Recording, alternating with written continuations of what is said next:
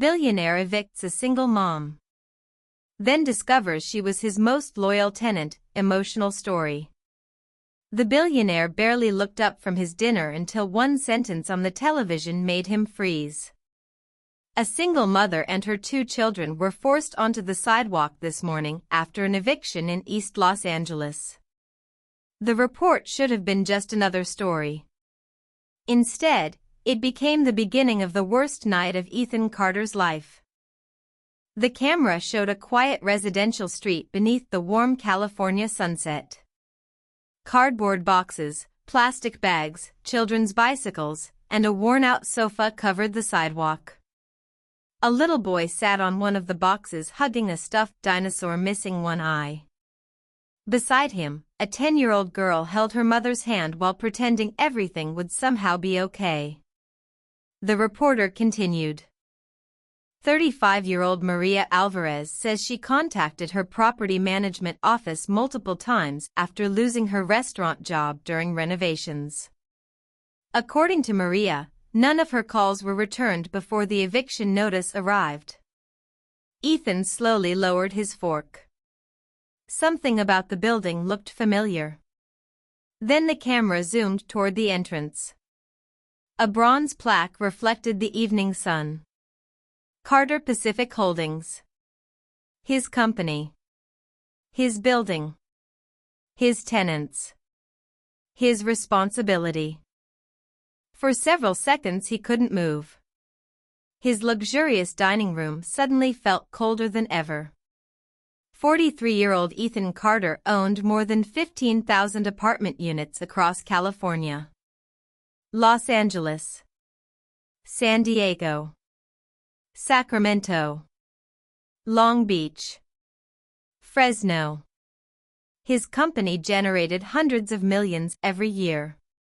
Business magazines called him one of the smartest real estate investors on the West Coast. Investors admired him. Banks trusted him. Developers copied him. But almost nobody knew one simple truth.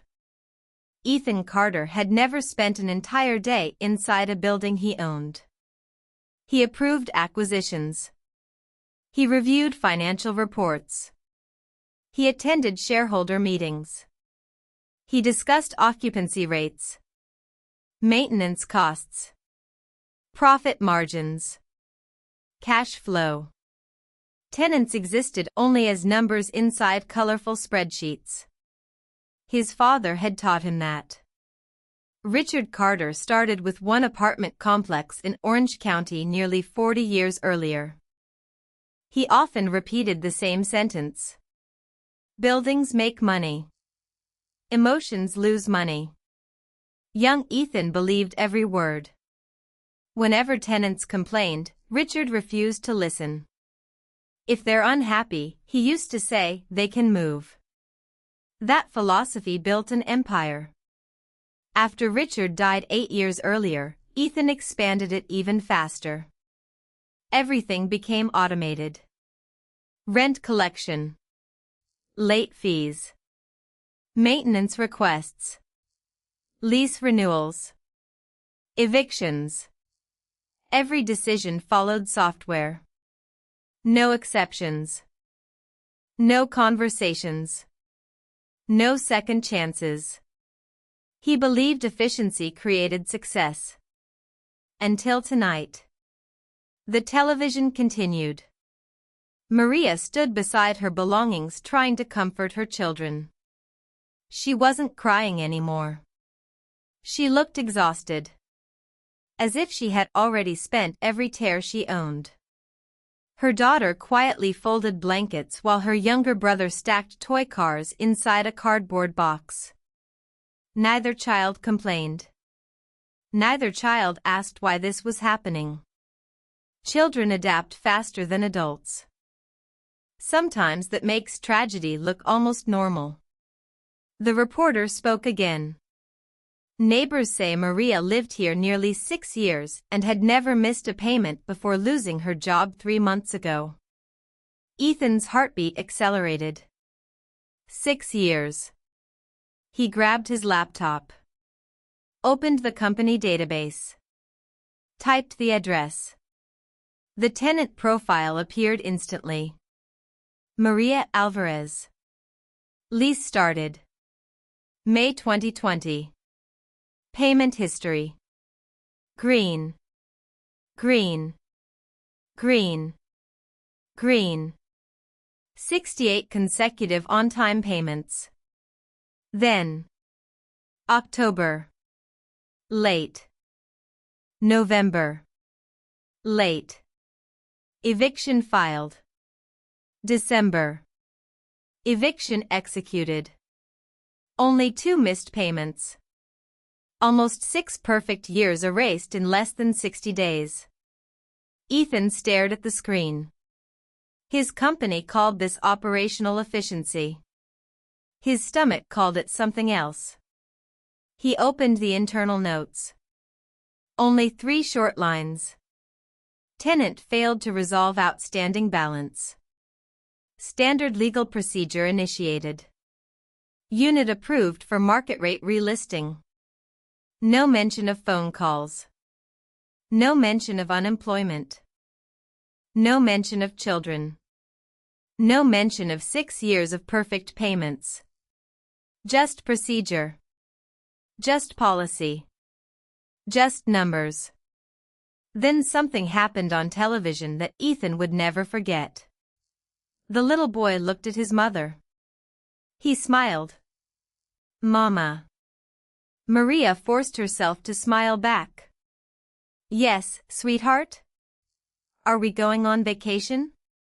Silence. Even the reporter stopped speaking.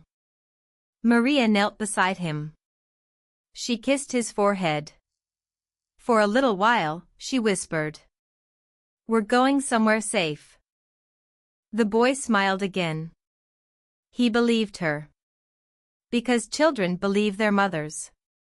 Even when mothers are terrified. Ethan slowly closed his laptop. For the first time in 20 years, the numbers had faces. And he could no longer look away. Ethan Carter didn't sleep that night. The lights of downtown Los Angeles shimmered outside the floor-to-ceiling windows of his Beverly Hills penthouse, but for the first time they didn't look beautiful. They looked distant. Cold. Empty. Every time he closed his eyes, he saw the same image. A little boy hugging a broken stuffed dinosaur. A little girl pretending not to be afraid. A mother smiling through heartbreak. He poured himself a glass of expensive whiskey. Didn't touch it. Instead, he opened the Carter Pacific database again. One search became another. Then another. Then another. He filtered every eviction completed during the previous 12 months. The loading icon spun for several seconds. Finally, the number appeared. 913 families. He leaned back in silence. 913. He clicked deeper. Children listed on leases. 61%. Single-parent households. 58%. Average tenancy before eviction. 4 years and 7 months. These weren't professional scammers. These weren't people who stopped paying immediately after moving in. Most had built their lives inside his apartments. Paid faithfully. Raised children. Worked ordinary jobs. Then one emergency erased everything. Medical bills. Layoffs. Divorces. Unexpected surgeries. Wildfires. California had no shortage of disasters. His software treated every crisis exactly the same. Missed payment. Late fee. Legal notice. Eviction. The system never asked why. Because Ethan had never asked why. His father's words echoed inside his mind. Business isn't about feelings. For the first time in his life, those words sounded cruel instead of wise. He picked up his phone. Dylan. His chief operating officer answered after the second ring. Everything okay, Ethan? I want every eviction frozen. Silence. I'm sorry, every eviction? Every single one. Ethan, that's over 15,000 units. I know. The board will never approve. I'm not asking the board. Another long silence. Finally, Dylan sighed. I'll make the calls. Effective immediately. When the call ended, Ethan stared at the city again. Somewhere below, thousands of people were falling asleep inside apartments carrying his company's logo. He suddenly wondered something that had never crossed his mind before. How many of them were afraid? The next morning, Ethan boarded the earliest flight to Los Angeles International Airport. No assistants. No lawyers. No media. Only a backpack and sunglasses. He rented a simple SUV instead of using the company's chauffeur. Nobody needed to know he was there. As he drove toward East Los Angeles, the scenery changed. Luxury shopping districts disappeared. Palm-lined boulevards gave way to older neighborhoods. Small taco stands. Auto repair shops. Family-owned grocery stores. Apartment buildings built decades ago. Most looked tired. Just like the people walking outside. Eventually, the navigation announced his destination. Sunset Gardens Apartments. Owned by Carter Pacific Holdings. The sign had faded under years of California sun. The parking lot was cracked. Several balconies showed water damage. Paint peeled from the walls. One staircase leaned slightly to one side. Ethan stopped walking. This couldn't be right. According to financial reports, this property received over $200,000 in maintenance funding during the previous 3 years. Where had the money gone? Inside, fluorescent lights flickered. Half the hallway remained dark. Someone had placed a bucket beneath a leaking ceiling. A handwritten sign read, "Please don't remove. Management has been notified." The paper looked old. Very old. He climbed to the second floor. A little girl opened one apartment door before quickly hiding behind her father. The man looked tired. Suspicious. "Can I help you?" "I'm with the ownership group." The man laughed. "The owners?" "Yeah. They've never been here." Ethan had no answer. The man introduced himself. Carlos Mendoza. School bus mechanic. Living there for 9 years. "You want to see something?" Carlos led him into the apartment. The kitchen ceiling carried dark water stains. The bathroom fan hung loose. An air conditioner rattled loudly without cooling anything. "My wife submitted maintenance requests 6 months ago." "No one came?" Carlos smiled sadly. "They always say someone is coming. Nobody ever comes." He opened a kitchen drawer. Inside sat a stack of printed emails. Maintenance request after maintenance request. Ignored. Ignored. Ignored. Ethan felt something tightening inside his chest. Every quarterly report claimed tenant satisfaction was above 90%. Every inspection report described this building as excellent. Someone had been lying. Or perhaps nobody had bothered checking. Carlos suddenly asked a simple question. "Can I ask you something?" "Sure." Do the owners know families live here? Or do they just know apartment numbers? Ethan couldn't answer. Because only one answer was honest. Until yesterday, he had only known apartment numbers. He walked back into the hallway feeling heavier with every step. Then he noticed apartment 214. The door where Maria Alvarez had lived. Empty. Fresh paint. A new leasing sign already hanging outside. The apartment had been prepared for another tenant. As if the family that lived there for 6 years had never existed. Ethan stood staring at the closed door. For the first time in his career, profit looked exactly like loss. Ethan left Sunset Gardens without speaking another word. The afternoon California sun was warm, but he barely noticed it. His mind kept returning to apartment 214. Fresh paint.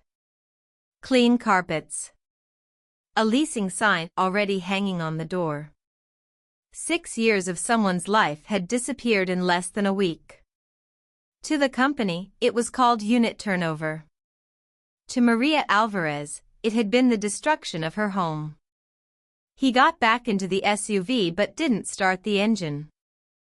Instead, he opened the property management contract for Sunset Gardens. The management company responsible was called Westbridge Residential Services. A firm Ethan had hired 3 years earlier after they promised one thing above all else. Maximum operational efficiency. At the time, that had sounded perfect. Now it sounded terrifying. He drove straight to their regional office in downtown Los Angeles. No appointment. No warning. The receptionist looked confused. "Can I help you, sir?" "I need to speak with your regional director." "Do you have an appointment?" "No." She politely smiled. "I'm afraid he's in a meeting."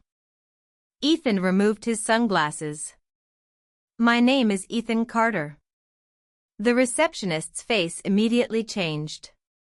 Less than 3 minutes later a man hurried across the lobby. Mid-50s. Expensive suit. Perfect smile. "Mr. Carter." What a surprise! His name was Michael Dawson, Regional Director for Westbridge. "I wish we had known you were coming." "I'm sure you do," Ethan replied calmly. "I'd like to review your eviction process." Michael blinked. "Of course." They entered a glass conference room overlooking downtown Los Angeles. Coffee was offered. Ethan declined. Michael opened a presentation on his laptop. "Our process follows California regulations while maintaining excellent portfolio performance." He clicked to the first slide. "Rent is due on the 1st. Grace period until the 5th. Late fees begin immediately afterward. Legal review begins after 30 days. Eviction filing follows." Everything sounded polished. Professional. Efficient. Ethan interrupted. "What happens before legal review?" Michael hesitated. "We send automated emails." "And if tenants call?" "Our customer support center handles inquiries." "Do managers visit the apartments?" "No." "Do they personally meet tenants?" "No." "Do they investigate layoffs or medical emergencies?" Michael shifted uncomfortably. That would significantly increase operational costs. Operational costs. The same words again. Ethan leaned forward. "Open Maria Alvarez's file." Michael typed. The record appeared. He read without emotion. Tenant became delinquent. Eviction completed according to company policy. Ethan quietly asked, "How many times did she contact your office?" Michael clicked deeper. A communication log appeared. 11 incoming phone calls. 4 emails. 1 walk-in visit. Every request marked exactly the same. Pending. None answered. None returned. None reviewed. Michael looked embarrassed. Our call volume is extremely high. So nobody spoke with her? We simply didn't have available personnel. You had personnel to file eviction papers. Silence. You had personnel to prepare the apartment for a new tenant. More silence. But nobody had 5 minutes to return a phone call. Michael lowered his eyes. Ethan finally understood something. Westbridge hadn't broken the system. They had followed it perfectly. Exactly as the contract required. Exactly as Carter Pacific rewarded them. Fast evictions. Fast turnover. Higher rents. Larger quarterly profits. The incentives were working exactly as designed. The problem wasn't Westbridge. The problem was him. He had built a machine that valued empty apartments more than loyal tenants. He slowly stood. Effective today. Michael looked up. Westbridge no longer manages a single Carter Pacific property. The director's face turned pale. Mr. Carter, please, we can improve. Ethan shook his head. No. You optimized the wrong things. He walked toward the door. Just before leaving, he stopped. One more question. Michael nodded nervously. Where is Maria Alvarez staying? We received information from local outreach workers. He checked another screen. Grace Hope Community Shelter. Ethan memorized the address. An hour later his SUV pulled into the parking lot of a small church on the east side of Los Angeles. Children played quietly near the entrance. Volunteers carried donated blankets inside. Ethan sat behind the steering wheel. His hands wouldn't move. For the first time in decades, he wasn't afraid of losing money. He was afraid of meeting the woman whose life he had destroyed. Ethan remained inside the SUV for nearly 10 minutes. Through the windshield, he watched volunteers carry boxes of canned food into the church hall. Children chased one another across the parking lot while exhausted parents sat quietly on folding chairs beneath a shaded awning. No reporters. No cameras. No headlines. Just people trying to survive another day. He had spent years believing homelessness was someone else's problem. Now he understood how easily his own signature had helped create it. Taking a deep breath, he stepped out of the vehicle.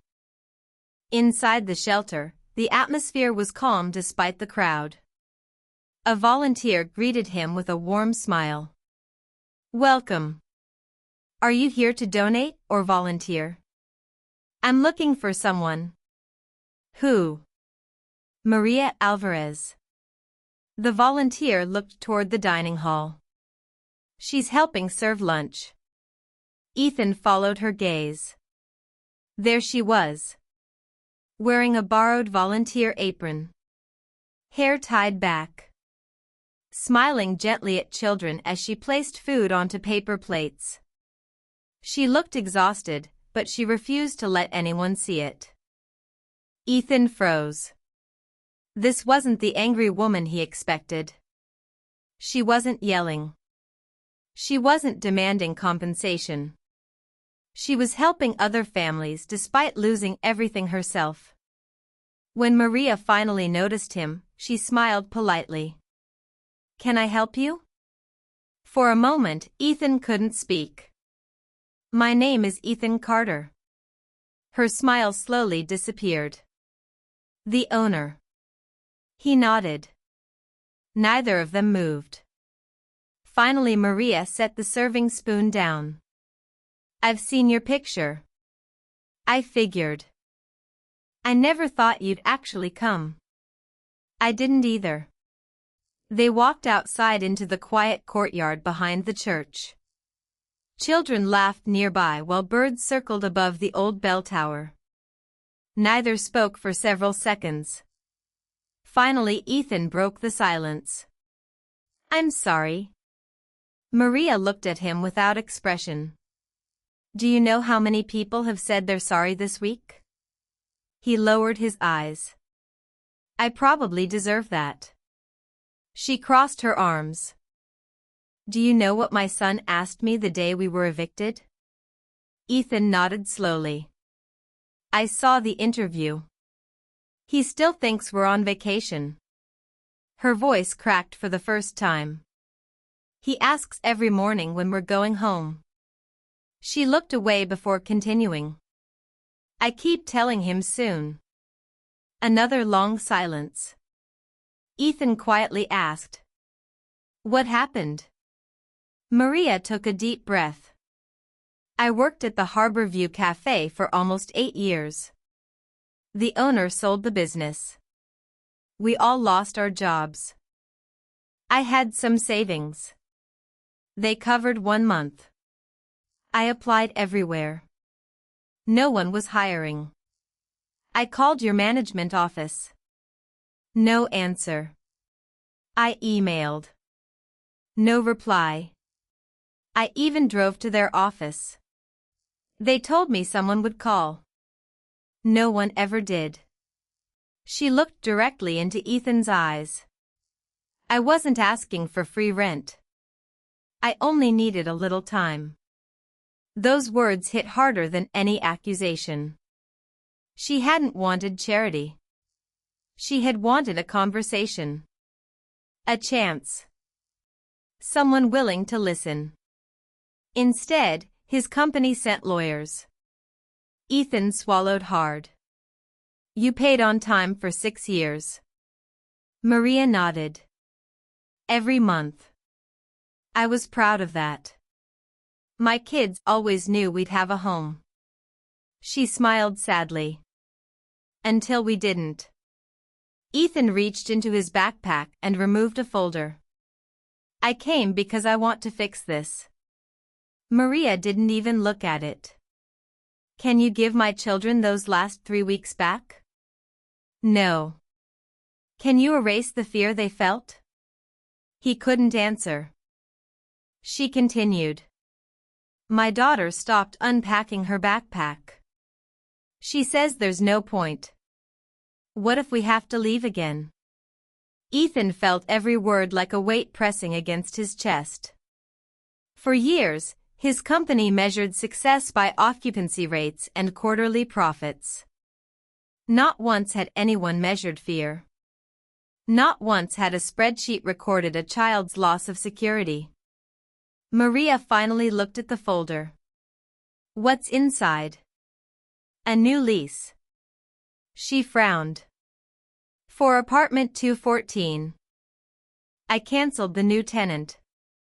You can move back tomorrow." Maria remained silent.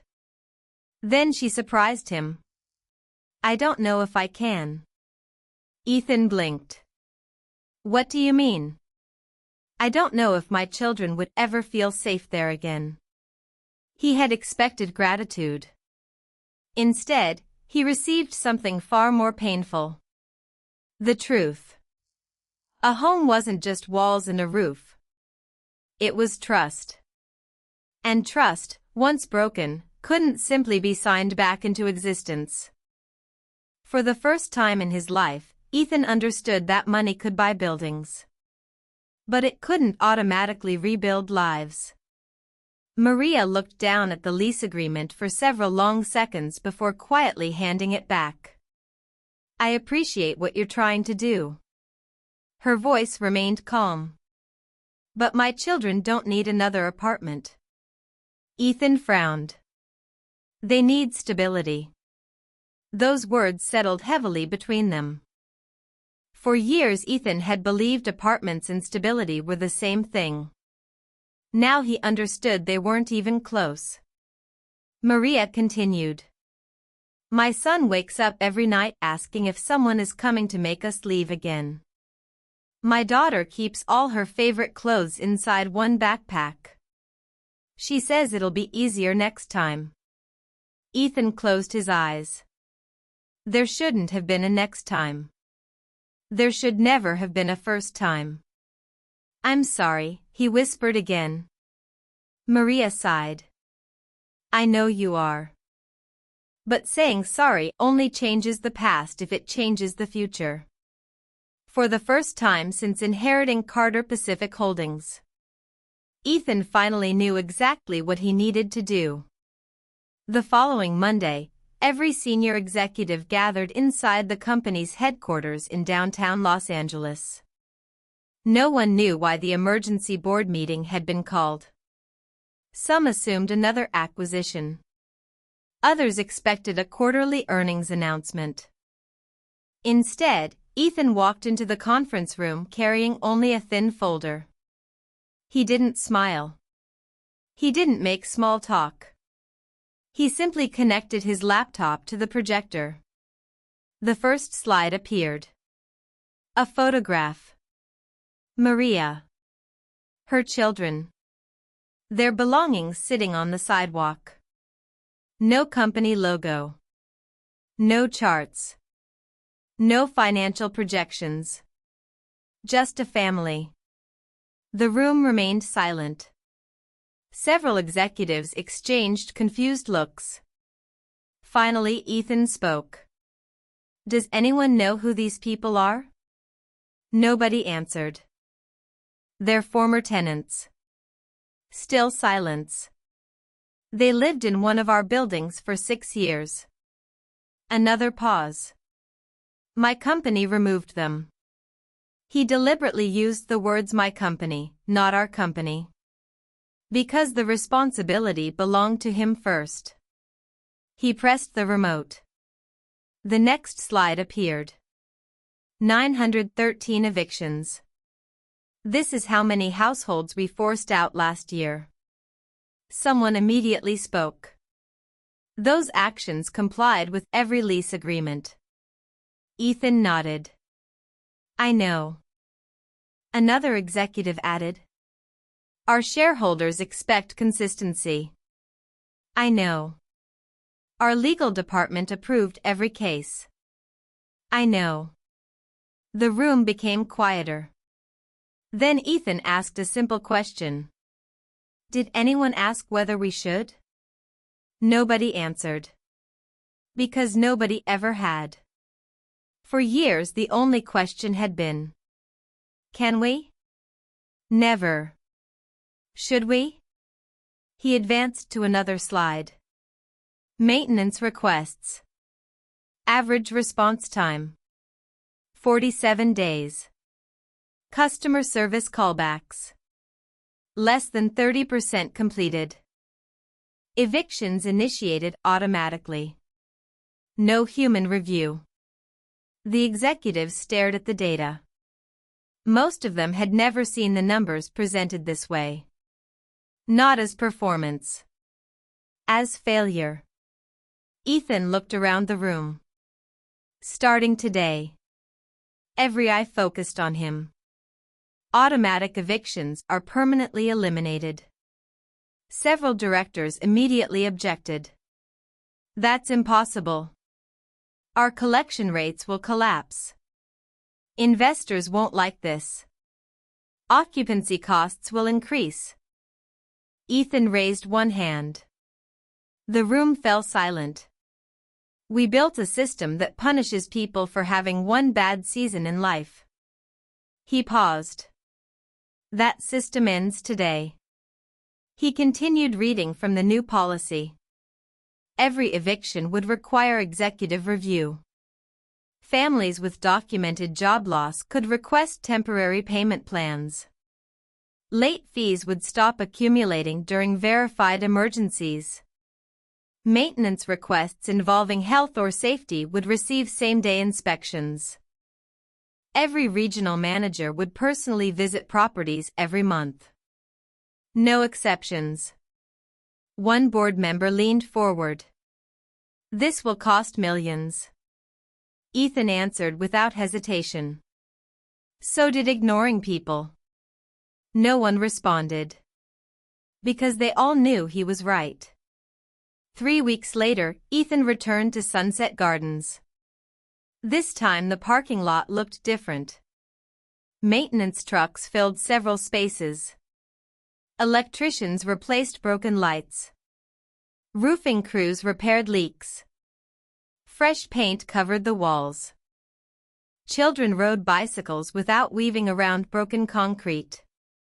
Carlos Mendoza recognized Ethan immediately. "You actually came back." "I said I would." Carlos smiled. "I've lived here 9 years. I've never seen owners keep their promises." Workers replaced damaged stair railings while plumbers repaired old pipes. One elderly resident slowly approached Ethan. "I've been calling about my heater for almost a year." She smiled warmly. "They fixed it yesterday." Tears filled her eyes. "It was the first warm night I've had in months." Ethan didn't know what to say. A heater. Something so ordinary. Yet to her, it had changed everything.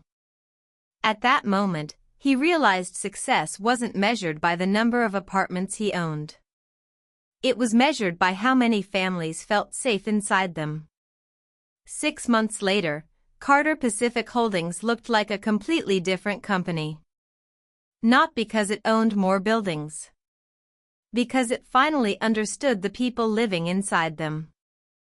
The emergency assistance program Ethan introduced had already helped more than 400 families remain in their homes after temporary financial setbacks. Evictions across the company's portfolio had fallen by nearly 60%.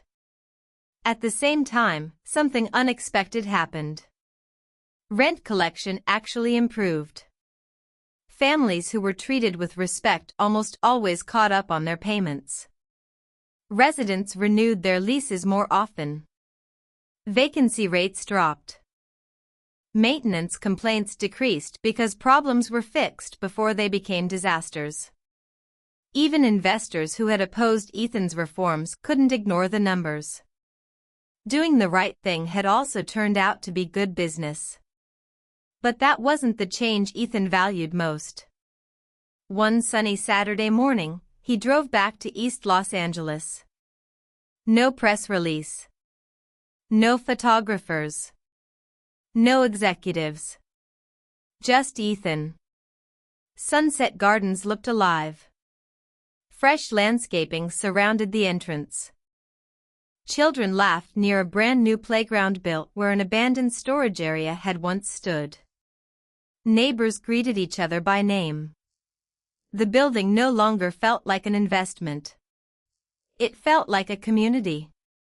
Near the playground, Ethan spotted Maria sitting on a bench while her son chased a soccer ball across the grass. Her daughter was laughing with several new friends. For the first time since meeting them, both children looked completely at peace. Maria smiled as Ethan approached. "They finally sleep through the night." Ethan smiled back. "I'm glad." She looked toward the playground. "My daughter unpacked her backpack." He quietly nodded. "My son stopped asking when we're going home." She looked around the property. "He says this is home again." Those simple words meant more than every business award Ethan had ever received. A few moments later, Carlos walked over carrying a box of hamburgers from a neighborhood barbecue.